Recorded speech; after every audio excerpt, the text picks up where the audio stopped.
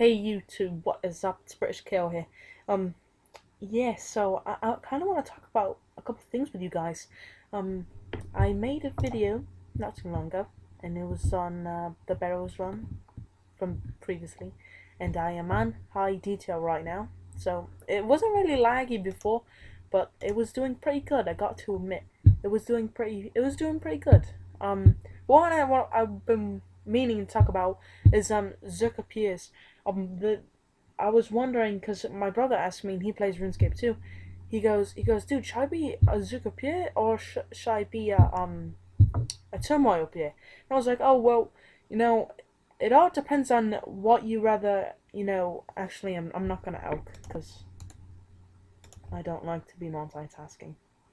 I was like, it really depends on what you're really going for. Are you gonna go for range or strength? Are you gonna try and get both? Or he goes, oh well, I'm gonna try to get both. I'm like, all right, well, it's not that. In my opinion, I'd rather have strength than range. Over my past 6 years of playing RuneScape, I've always been making pures. I've never had one guy with defense, which is a big advantage over the other players that do make a Zook appear if you are appear.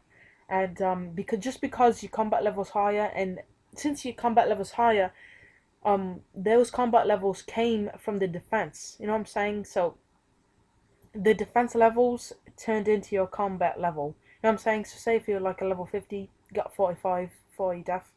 Um, if you're 60 death, it's not because of your other skills that you leveled up, like strength and range. It's because your defense, because it is a big combat leveling combat skill, and that's generally what happens. So once you're that high of a level, the other people that's in that category of that range of combat level that are still peers are going to be better than you because you still got the same stats that you had 10 combat levels ago, and now they have higher combat skills, as in strength, attack, and range, than you do because you kind of like delayed yourself by getting defense. So pretty much it just puts you behind. But all in all, if you're trying to go like all the way with one account, it really doesn't matter what you choose to do.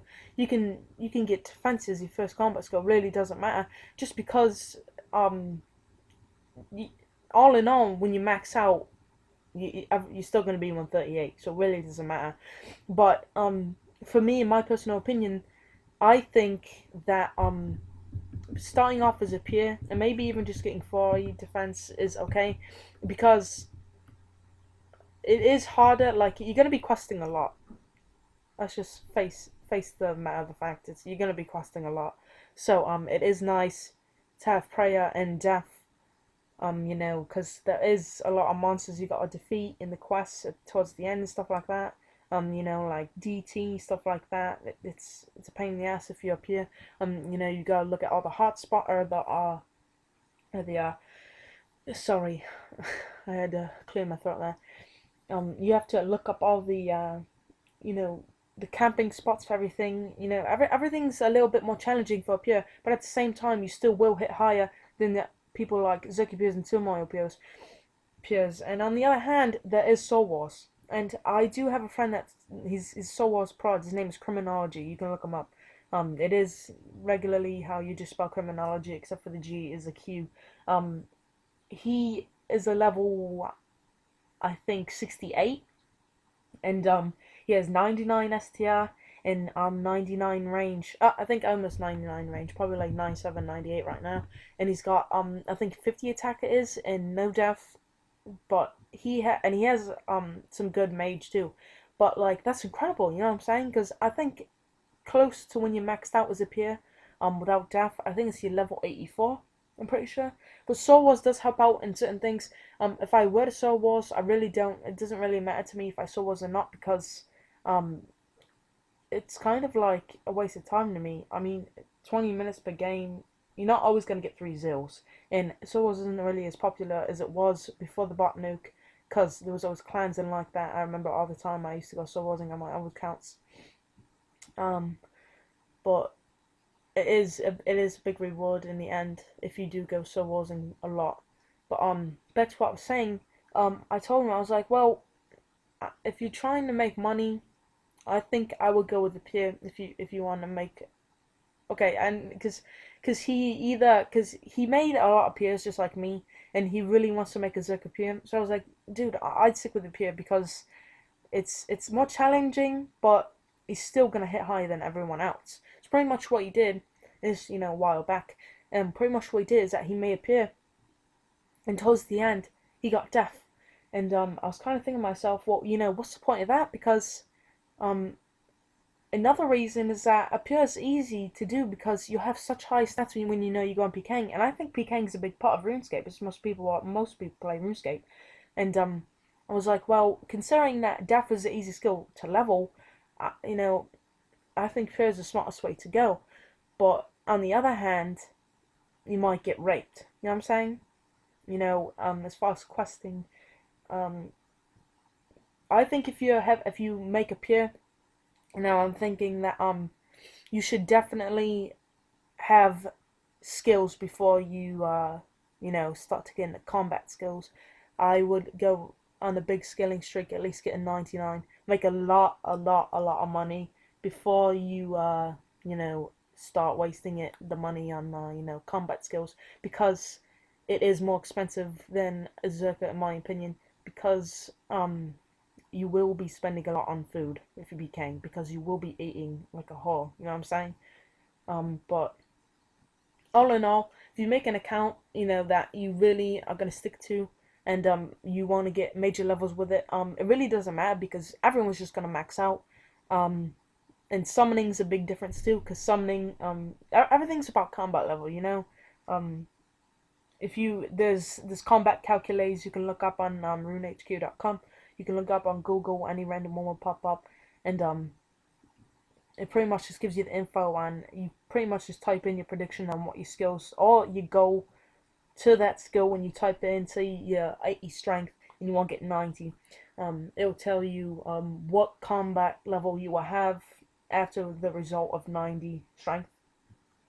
That was just for example, but like I said, pure is it's more expensive, but all in all, you're still gonna be 138 in the end, so it really doesn't matter. But pretty much as far as I'm going, guys, just kind of on the other half of the portion of the video, just want to tell you guys how I'm doing. Not a big difference actually. And I was kind of wondering. It's just another question in this video, because my whole reason of video making is for us to interact. Like us and like me and my fans. Just to like help each other out. Like I've been playing RuneScape for a really long time, and I still don't realize the most important stuff about this game. And for fuck's sake, won't you back away, you fucking shit titty? Okay, back off, slut. And I was wondering now if I should get dungeoneering, because I am starting to get of a big, higher level now, and I'm thinking about getting chaotic. I don't know if it's an easy process or a long process. I've never gone dungeoneering, never really got interested in it, and I heard it's kind of easier if you're with clans or something like that. People that help you out with levels. There's no really specifics on 1 through 99. I think you just do floors, but yeah. But it is nice to have 50 in every skill anyway, just for requirements for quests. And that's pretty much how I started off. I started off a skiller on this account, and I started off, my first skill was mining, obviously, and I kind of just progressed from there. And I was hoping that I can do what I'm doing now, making videos for you guys, and us both helping each other out, giving opinion suggestions on how we can make our accounts better, and how, for the sake of entertainment, we can build up my account right now to make it better for you guys to watch me play, do gameplay, RS gameplay, anything like that, walkthroughs, quest guides, 1 through 99 guides, anything like that, my opinions on stuff, your opinions, I'm curious, I'm really curious, and it's more of like strategy, because like I said before, you're always going to be a 138, but in the meantime, to be honest, no one really has patience, and you're gonna want to go PKing in the middle of your training, so it's best to know your method of madness before you go PKing. Because say if I just went all out, because I was thinking about before getting 70 defense, getting 85 STR and getting 70 defense and just 80 range, and getting turmoil and getting 99 mage. That's another side effect is once you get, say if I got 70 def right now, I will probably be able to get RT 99 mage. I'll probably get able to be, getting 99 range too, because that availability of that, that combat skill level up so many times and took up that many, that huge gap in your combat levels, that it just really doesn't matter about the other skills. So once you level them, they're not really going to take effect on your combat level itself right here. So they, it's kind of like, I don't know, it's kind of smart and not smart to do it, because like I said, guys, if you get 70 def right now, if I got 70 def right now, I can get this 99, this 99, this probably to like about 95 without leveling, stuff like that. And some skills just permanently always level, you know what I'm saying? Like prayer always levels, it's always gonna level, it's always gonna level. I think it's every 8 levels, I'm not really sure. Defense, it's always gonna level you every time you try level on it.